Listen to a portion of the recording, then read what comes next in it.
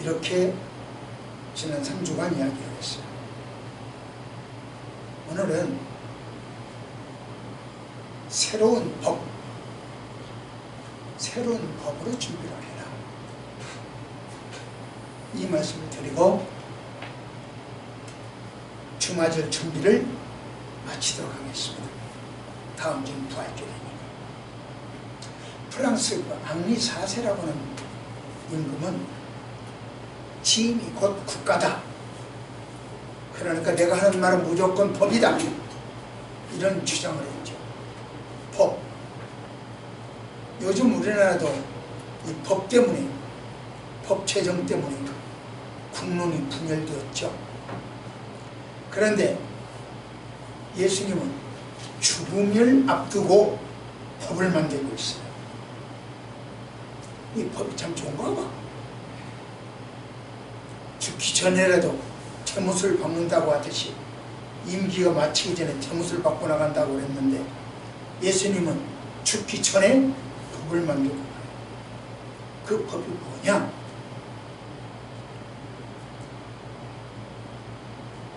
그 법에 대해서 한번 보겠습니다. 새 법으로 준비하라. 이 법으로 예수님 맞을 준비를 하라 그랬는데, 예수님이 죽기 직전에 만든 새 법. 새 법에서는 세 가지 법이 이라는 것이 아니라, 그것도 세 가지 법도 되지만 새로운 그 법이다, 그런 뜻입니다. 자, 첫째, 시작. 채우는 법. 모자라는 공간을 채우는 법. 우리 교회 공간을 채우는 법. 내 굶주린 배를 채우는 법. 이 주머니가 텅 빈 주머니를 채우는 법. 채우는 법을 세웠습니다. 요가에서 쓰고 있는 그 명상. 명상이라고 하는 것은 본질적으로, 근본적으로 보면 나이가 가지고 있는 거 다 비우는 거죠. 모든 잡념과 이상과 철학과 도덕을 다 비워버리는 거죠. 자기 알고 있는 지식도 논리도 다 비워버리는 거죠. 이게 명상입니다. 그런데 기독교에서 말하는 묵상은 채우는 거예요. 어떻게 보면 다 놓고 간다고 하는 불교와 기독교에서 다 채워야 충만하게 꽉꽉 채운다는 기독교는 이 출발이 다른 거예요. 그래서 샤머니즘과 기독교는 너무 차이가 생겨요. 정반대예요. 어떻게 보면 기독교는 욕심 같아요. 뭘 그렇게 채우기를 좋아하는지.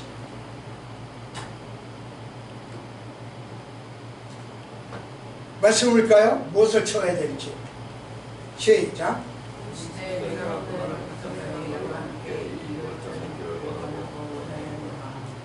먹기를 원하면서 먹기. 그는 굶주림을 채우기를 원해요.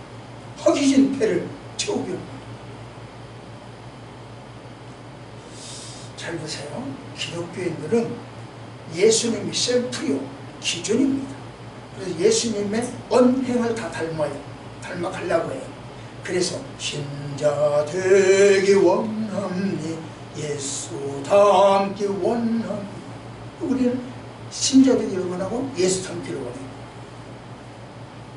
그런데 예수님께서는 죽음이 임박해지자 제자들을 다 불러 모아요. 그리고 다락방에 가서, 다락방이라고 한다면 우리나라 쪽 우리는 그 골목방이 아니고 그걸 이야기하는 사람 2층은 넓어요. 이렇게 우리 교회처럼 넓어요. 시원해요. 가장 시원한 집이 그 건물에서 가장 시원한 집이 다락방이에요. 거기 올라가서 유월절 잔치를 하고 있어요. 어떻게 생각하면 곧 죽을 테니까 먹거나 보자, 실컷 먹자, 이런 식이야. 당시 사람들은 마태복음 19장을 보니까 먹기를 탐하는 사람, 그러니까 식탐이 많은 사람, 고상하게 표현해서 그런 사람. 예수가 식탐을 좋아했다. 특별하게. 그래서 그런지 죽기 전에 먹자 이렇게 하고 있어요. 요즘 어떤 사람은요, 자식에게 유산을 물려줄 것 없다. 전혀 물려줄 것 없다. 다 쓰고 죽어라.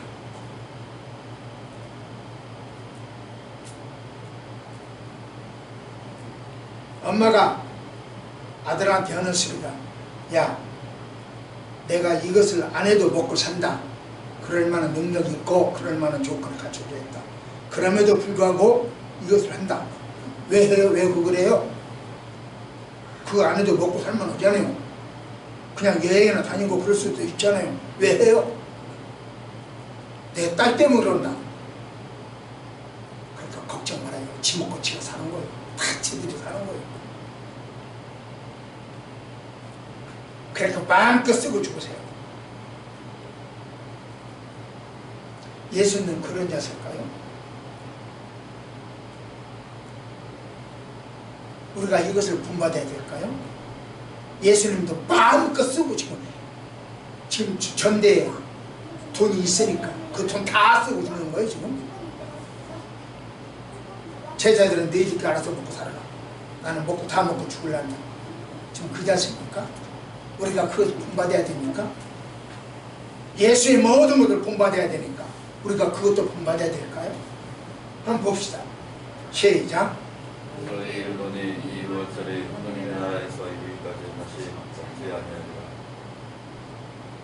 오늘이 마지막 밤이래요. 마지막 식사래요. 다시 먹지 않는데요. 마지막 집세, 마지막 수업처럼 이 밤의 식사가 마지막이라는 거예요. 여러분은 마지막 식사를 누구하고 하고 싶습니까? 예수님은 마지막 식사를 제자들하고 하고 싶었던 거예요. 혼자 하거나 엄마 찾아가서 엄마하고 하거나 저 다른 사람들하고 뭐 사랑하는 애인하고 하거나 여친하고 하거나 남친하고 하거나 그렇게 식사하고 싶은 것이 없었고 예수님은 제자들하고 식사를 하고 싶었어요. 그래서 마지막 식사제를 만들었어요. 여러분은 누구하고 마지막 식사를 하고 싶습니까? 요양원에 가서 간병인하고 마지막 식사를 할래요? 아니면 중환자실에 가서 간호사와 마지막 식사를 할래요? 우리는요, 어떻게 사느냐가 중요한 게 아니라 어떻게 죽느냐가 중요합니다. 그러기에 예수님은요, 마지막 식사인 그 유월절을 성만찬으로 바꾸고 싶었어요. 야, 오늘 이 시간 이걸 바꾸지 못하면 나는 영원히 못 바꾸고 간다. 바꿔야 되겠다. 그래서 마지막 그 식사 자리를 만들어 놓은 거예요. 먹기를 탐한 식탐이라서 아니고 이런 이 원대한 꿈이 있었기 때문에, 위대한 뜻이 있었기 때문에 예수님은 그 마지막 자리를 만들었어요.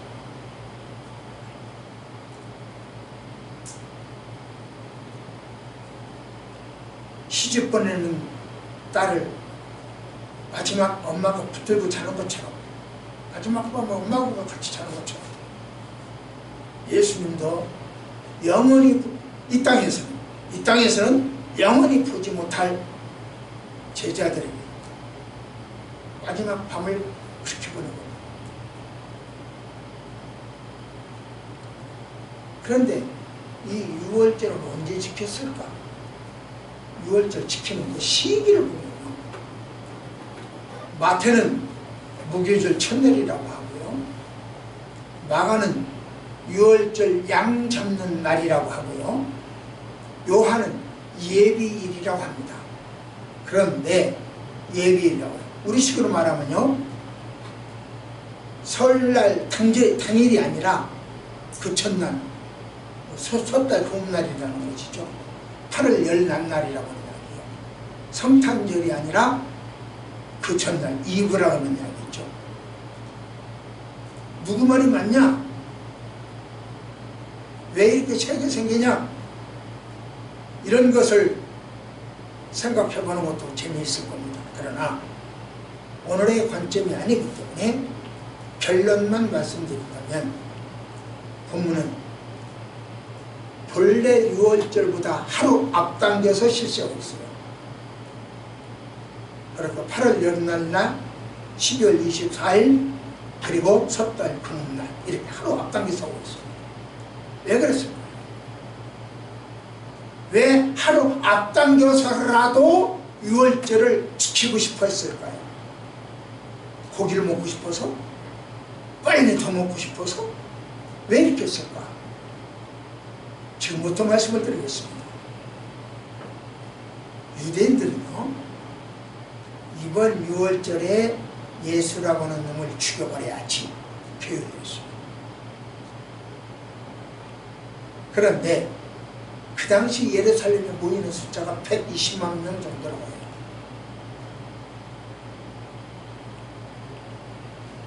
안양시가 지금 70만이요.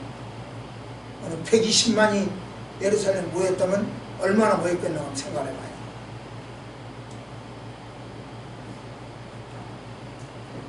그 120만 중에는 예수님의 주무대였던, 주로 예수님 사역하셨던 갈릴리, 그 갈릴리 지방 사람들도 왔고, 그 외에도 예수님을 메시아라고 모시는 생각하는 사람들이 많이 있어요. 지금 우리나라 누구를 지금 대통령이라고 생각하는 사람들 많이 있잖아요. 그런 것처럼 예수님을 대통령, 그 메시아라고 생각하는 사람들이 많이 있어요. 그들 앞에서 예수님을 체포한다면 그들이 가만히 하겠어요. 폭동을 일으켜요.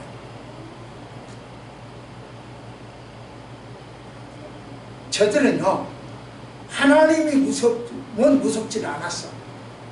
다만 백성들의 폭동이 무서워. 그러니까 120만이 모이는 명절 당일을 해서는 안 돼. 그 전에 죽여야 돼. 사람이 덜 왔을 때. 그러니까 예수님이 생각할 때는 6월절 지키지 못하고 나는 죽는다, 이걸 알아. 그러니까 6월절 음식을 미리 먹어야 돼. 미리 먹으면서 그 먹는 그 자리를, 6월절 자리를 성만찬 자리로 바꿔야 됐어요. 바꾸고 가야 되니까. 그 기회를 놓치면 성만찬 자리를 바꿀 수가 없어. 그래서 미리 지킨 거예요. 밥이 먹고 싶어서가 아니고 식탐에서가 아니라 그런 논리. 그렇다면 질문이 있어요. 예수님은 6월절 음식을 꼭 먹어야만 했을까요? 지금 방금 제가 대답을 했어요. 예수님은 왜 그렇게 6월절 음식에 6월절에 관심을 가졌을까요? 여러분들이 알다시피 6월절이라고 하는 것은 애굽에서 열 재앙 때 제 10번째 재앙, 장자를 죽이는 재앙, 거기에서 이스라엘 백성들이 양피가 묻어있는 집안은 죽이지를 않았어요. 그러니까 6월절 하면 반드시 뭐가 필요하냐면 양이 필요해요. 양. 그 양피가 문설주와 인방에 발려져 있으면 죽지 않기 때문에 반드시 양이 필요해요. 그런데 오늘 예수님이 지키는 음식을 보면, 6월절 음식을 보면 양이 없어요. 떡하고 포도주만 있어요. 양고기가 없어요. 왜? 양은요, 양고기는 그 다음날 죽을 당신 몸이 양이니까, 당신 자신이 양이니까. 6월절의 실체로서의 인류 구원을 실현하고 싶었던 거죠. 그리고 우리로 하여금 성만찬을 통해서 예수님의 죽으심, 예수님의 구원 기념하라. 성만찬을 통해서 기념하라. 이렇게 하죠. 구약의 유월절을 성만찬으로 변화시킨 거죠. 이것이 바로 예수님이 유월절을 꼭 지키려고 하는 의도예요. 성만찬이라고 하는 것은요, 핵심이 뭐냐? 채우는 거예요. 굶주린 배를 채우는 거고, 굶주린 영을 채우는 것이고, 빈 가슴을 채우는 거예요. 예수님의 문과 예수님의 피로, 예수님의 말씀으로 채우고, 예수님의 보혈로 채우고, 예수님의 사랑으로 채우고, 채우는 것이 성만찬. 이 새로운 법, 새 언약을 내 안에 채우는 것이 바로 부활하신 주님을 만날 수 있는 준비예요. 부활하신 주님을 만나고 싶습니까? 예, 만나고 싶습니다. 그렇다면 성만찬의 의미로 채우십시오. 우리 영을 채우셔야 되고, 가슴을 채우셔야 되고, 육을 채우셔야 되고, 마음과 생각을 채우셔야 되고, 채우는 법을 세우신 거예요. 말씀 받습니다. 시작. 유월절 전에 예수께서 슬리파 세상을 향한 아버지께로 돌아가셨을 때가 이름을 마치고 세상에 있는 자기 사람들을 사랑하실 때 끝까지 사랑하십니다. 예. 유월절을 단순히 먹고 마시는 일로 끝날 수는 없었어요. 그래서 예수님은요, 마지막 식사, 편히 앉아서 식사를 못했어요. 그렇기 때문에 저녁 식사를 하시다가 도중에 벌떡 일어나 허리에 수건을 들여 겉옷을 벗고 허리에 수건을 동이 매고 친히 가서 대야에다가 물을 떠와. 그래가지고 제자들 한 사람 한 사람 발을 다 씻겨줍니다.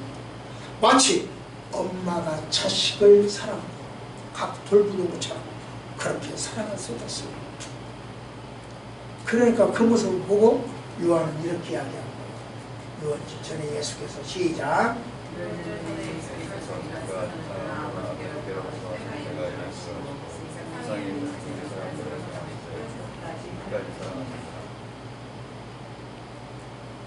예수님은요, 먹는 일보다 사랑하는 일을 더 많이 하셨어요. 거기에 집중하셨어요.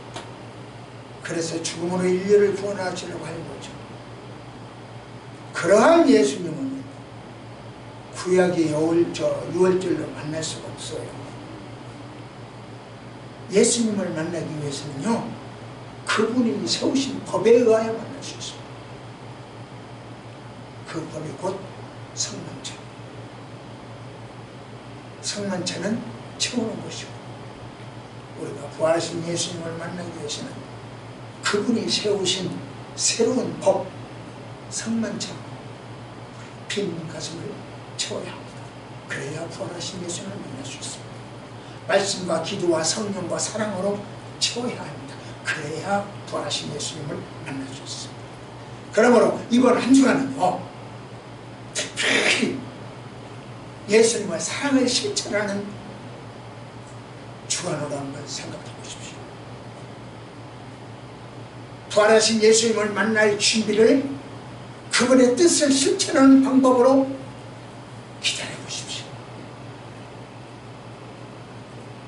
금식을 해서도 좋습니다. 자선사업을 해도 좋습니다. 봉사활동을 해도 좋습니다. 여러분의 방법대로, 여러분의 탤런트대로, 여러분의 주어진 환경대로 꼭 부활하신 예수님, 다음 주에 부활주의를 지킵니다. 그 부활하신 예수님을 만나기 위해서는 먼저 한번 노래 한번 해보십시오. 평범한 주관으로 하지 마시고.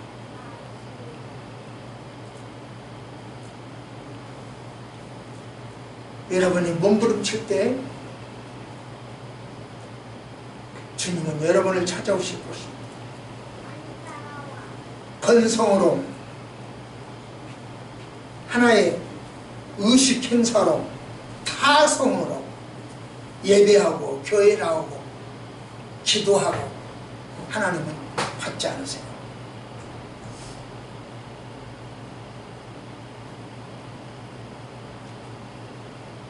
두 번째로 예수님은요 마지막 식사 자리 6월절에서 무슨 법을 세웠냐? 첫 번째는 채우는 법을 세웠고, 두 번째 법 시작 용서의 법을 세웠어요. 가룟 유다가 예수님을 언제 배반했대?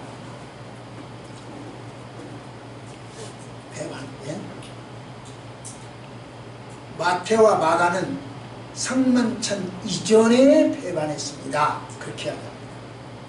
그러나 요한은 만찬 도중에 배반했습니다. 그렇게 하다. 하지만 누가는요 이렇게 해야 됩니다. 시작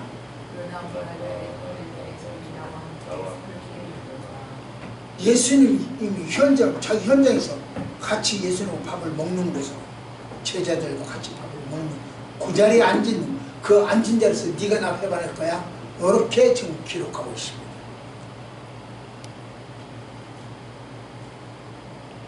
왜 이런 차이가 있느냐? 그것도 생각해 볼만하죠. 그러나 다음 기회로 미루고 오늘 본문 요점으로 관점으로 계속하겠습니다. 다윗은 그렇게 이야기하죠. 시편에서 내가 신뢰에 믿어서 내 떡을 먹는 내 친구들도 나를 향하여 팔꿈치를 틉니다. 팔로 쳐 나를 향하여 쳐 팔철 준비를 하고 있다.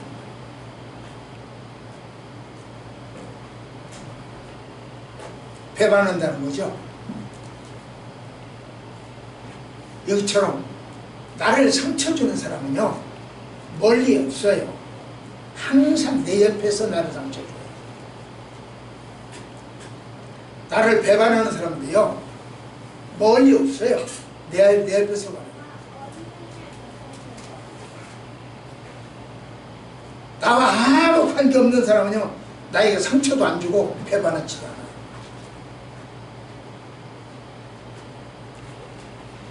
그러기에 예수님도요 원수가 집안 식구다 그랬어요.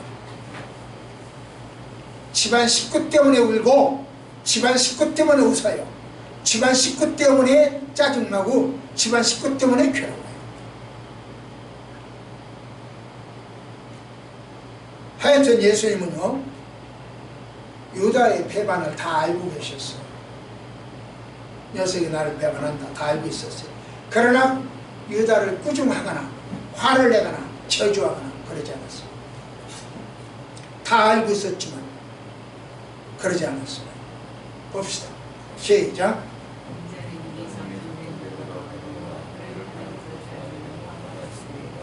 예, 예수님은요 유다의 배반을 알았지만 탓하지 않아요. 그리고 인자는 뭐래요? 작정대로 가거니 작정된 대로 예정된 대로 간다는 거예요. 그래 나는 나대로 갈 것이다. 그리고 너는 너대로 갈 것이다. 이렇게 이야기해요. 용서해요. 그래 너는 어떻게 하든지 나는 나대로 그냥 갈게. 탓하지 않아. 용서를 해버려. 예수는 평소 그랬죠.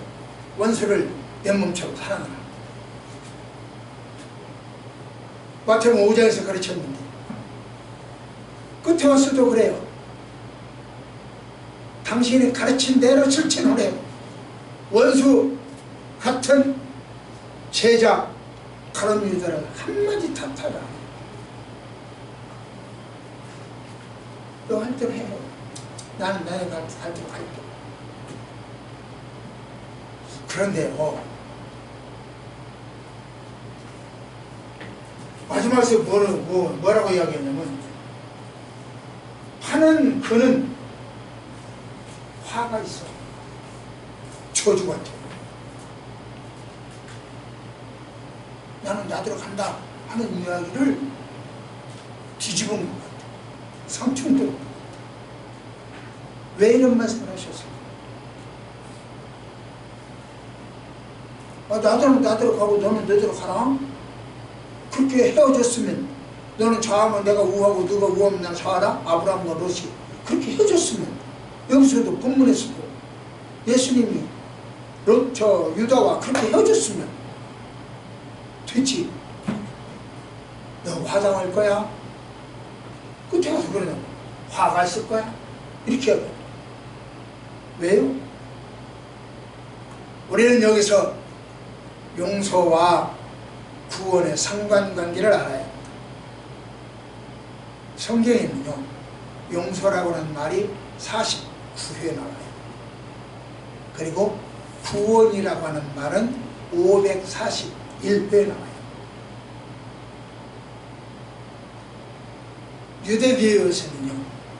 유대교에서는 가해자가 용서해달라 하고 용서를 구하면 용서를 구하라 이렇게 해야 돼요. 주기도문에는요, 우리가 우리에게 죄 지은 자를 잘못한 사람은 용서해 준 것 같이 우리 죄를 용서해 달라 이렇게 하죠. 이러한 용서와 구원은 어떤 관계가 있을까? 신학적으로 용서라고 하는 말은 지은 죄나 잘못에 대하여 꾸짖거나 벌하지 않고 덮어주는 것이라고 해요. 덮어주는 것. 용서는 피해자가 가해자에게 책임을 추궁하죠. 지금 미투로 인해서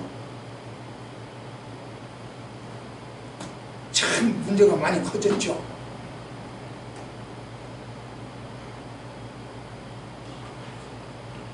선거 비용은 다 그 사람들이 내야 돼요.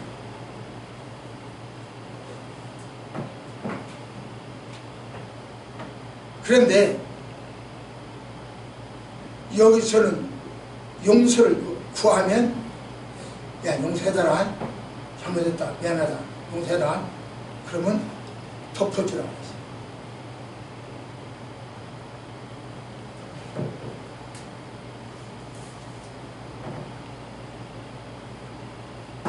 구원은요, 용서는요, 피해자가 가해자에게 줄 수 있는 특권이고 선물이에요. 그러나 구원은 다른 사람에게 해를 끼치고도 상을 받는 게 구원이에요. 그 묘하죠. 그 오해, 잘못하면 오해하면 곤란해요. 이야기 잘 들어야 돼요. 다른 사람에게 해를 주고도 내가 상을 받아. 이게 구원이에요. 한번 볼까요? 무슨 말인가? 조금 뒤에. 그래서 구원은요, 행위로 구원받는 게 아니에요. 행위는 다른 사람에게 해를 끼쳤어. 그러니까 그건 구원이 아니죠. 그런데 그 사람이 나를 용서했기 때문에 내가 용서를 받았어. 그러나 구원은 그 사람한테 받는 게 아니고 하나님의 소원. 보세요. 손양원 목사님, 당신 아들을 빵빵 쏴 죽인 살인범을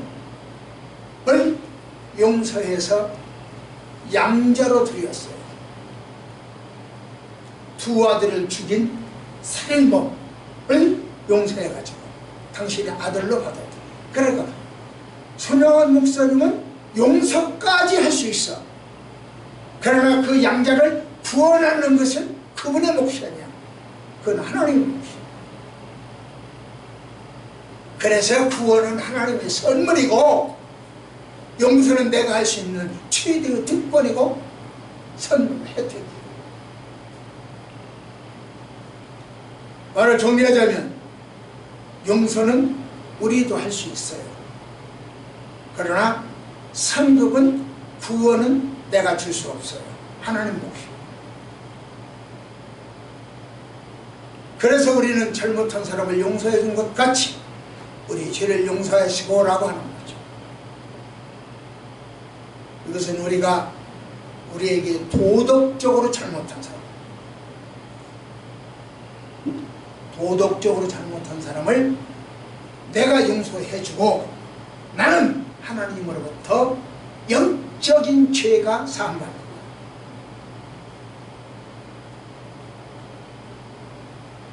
그런데 이렇게 말하고 설교하는 나는 도덕적인 죄라도 용서하기 참 힘들더라고요. 그 예 중에 하나가요, 나에게 억대의 피해를 준 사람이 4명이야. 지금까지 살아온 동안에. 그러면 1억씩만 피해를 줬다면 4억이요. 1000만원대에 손해를 입힌 사람, 100만원대에 입힌 사람 많아요. 뿐만 아니라 모함에서 나를 흠내고 명예에 흠을 내는 사람도 있어요.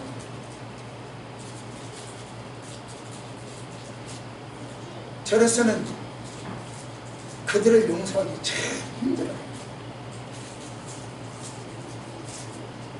그러나 저는 그들 중에 단 한 명에게도 단 한마디도 그에 상응한 조치를 취하거나 반박하던 일이 되돌아본 일이 없어요.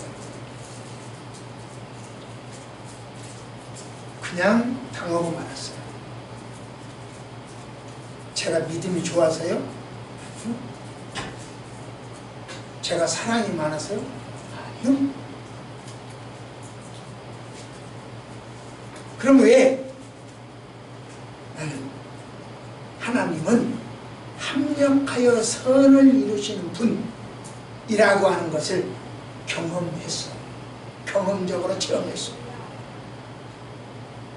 다시 말하면 내가 용서해야 나에게 유익이 온다라고 하는 것을 체험했기 때문에, 그러니까 그 많은 돈들 잃어버려서 그 큰 것도 명예도 권세도 잃어버렸음에도 불구하고 그들에게 한마디도 대들지 않았어요.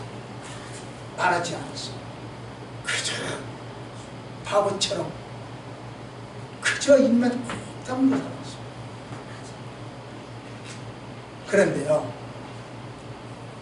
그들을 사랑해서 용서한 것이 아니라 용서해야 하니까 용서한 거예요. 사랑해서 용서한 건 아니에요.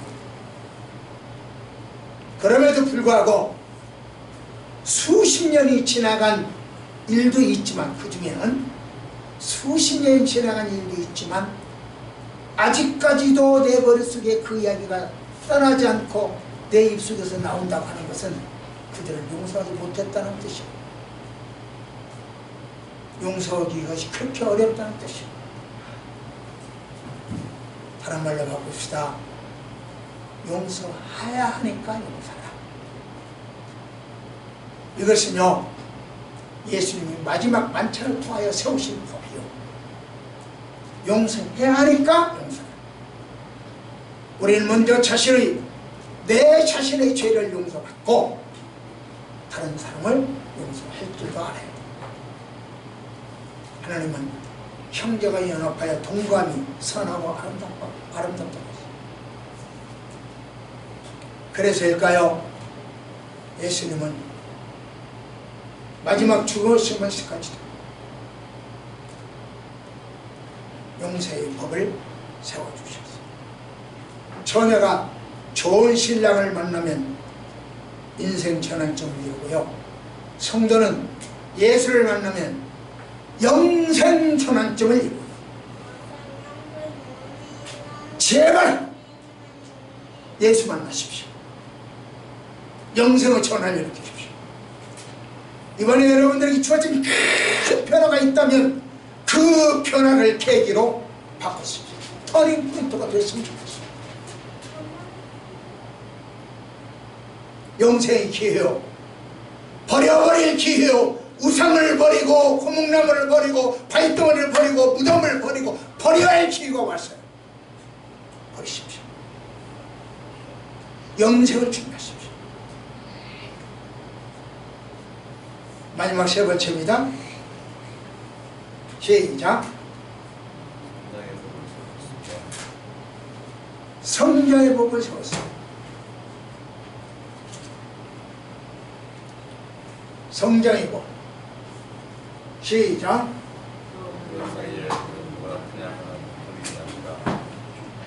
여러분 알다시피 양재옥 집사님 환청, 환각 이게 참 심했죠.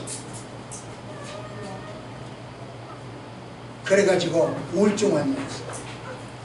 어느 날 일가친지들 시골까지 다 다니면서 모두 방문했어요. 마지막으로 우리 교회 오셨죠. 수요일날 예배를 드렸어요. 그리고 가시면서 이 교회 방석을 그 당시 리모델링 전이나 방석을 달라고 했어요. 자기가 가서 세탁해 온다. 나는 몸도 성취하는 사람이 뭐냐, 그냥 가져가라. 기어이 가져간다. 그럼 가져가라. 그리고 가져가라고 해서, 그리고 나는 이제 가족이 전남 땅끝마을까지 여름휴가를 갔어. 새벽 2시경에 도착을 해서 3시경의 자리에 누우려고 할 때 때로는 전화가 왔어요. 양 집사님이 원효 대교에서 익사체로 발견됐다는 거예요. 저는 단 한참도 못 자고 그대로 돌아왔죠. 장례를 치렀습니다. 이 방석은 초연구에 보내세요. 서툰 글씨였지만 또박또박 쓴 쪽지가 연두색 방석 카바우에 붙어 있었습니다. 그 연두색 방석은 지금도 있어요.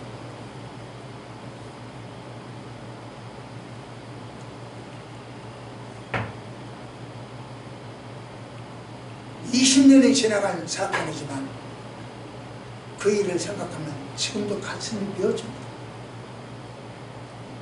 그분은 자살을 결심하고 일가 친지들 하나 방문했겠죠. 인사를 했다는 뜻입니다. 그리고 마지막으로 우리 교회에 와서 수요 예배를 드렸지만 그 교회에서조차 살 소망을, 내가 살아야 할 이유를 못 느껴요. 그래서 극단적인 선택을 하셨겠죠. 그날 마지막 설교를 그분이 들을 때 생명의 말씀이 그들에게 잘 전달만 되었다면 극단적인 선택을 안 했을 것이다. 저는 얼마나 가슴을 치고 얘기한 거죠. 그 후로 저는 전도해서 교회 성장시킨다, 부흥시킨다, 양쪽으로 팽창한다, 그 생각을 전혀 안 가졌어요. 그 오늘이 오도록 전혀 그 생각을 나오는 사람 한 사람에게 제대로 복음을 좀 전하자. 제대로.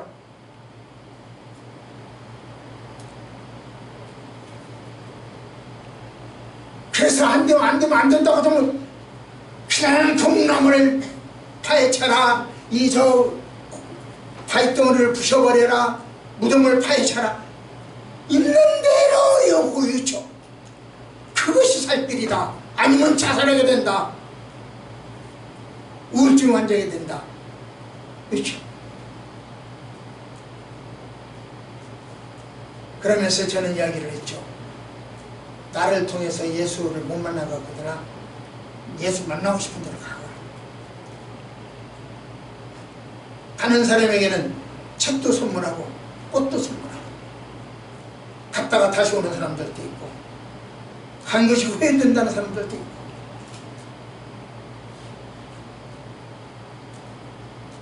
갔다가 양목사 주러 오는 사람들도 있고, 갔다가 자기 딸 주례해달라는 사람들도 있고, 딸이 아니라 아들이네.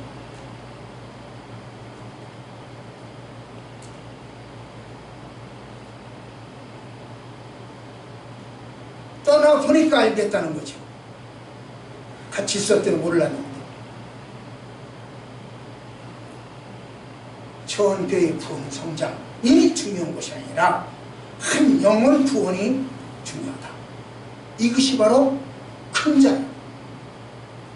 큰 사람은 그렇게 됩니다. 말씀하십니다. 시작.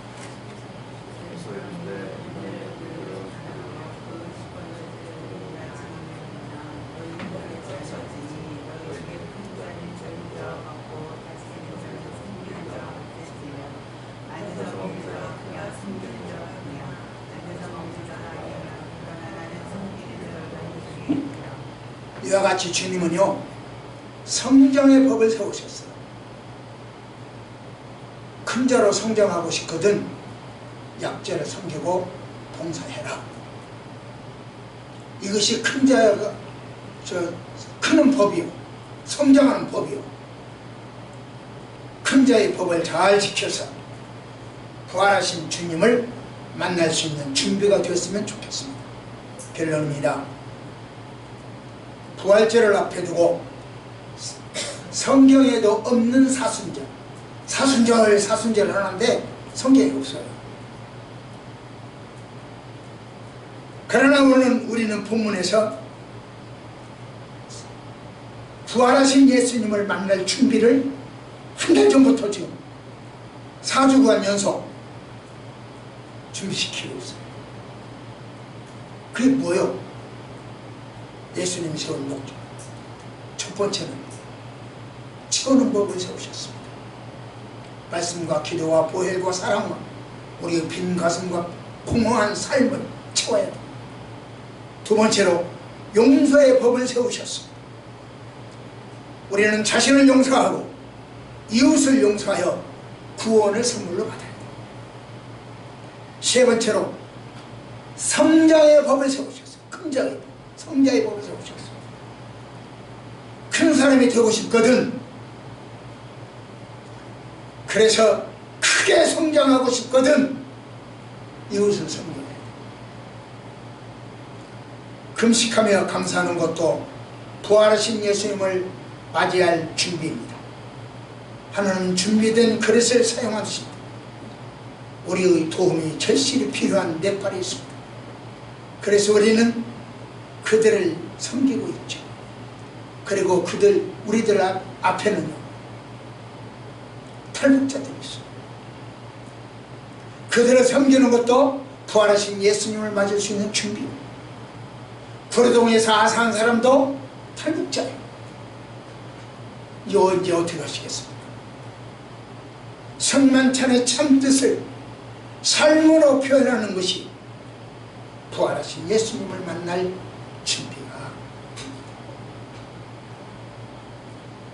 성만찬의 참뜻을 부활하신 예수님을 만나시기를 축복합니다. 기도하십시다. 하나님,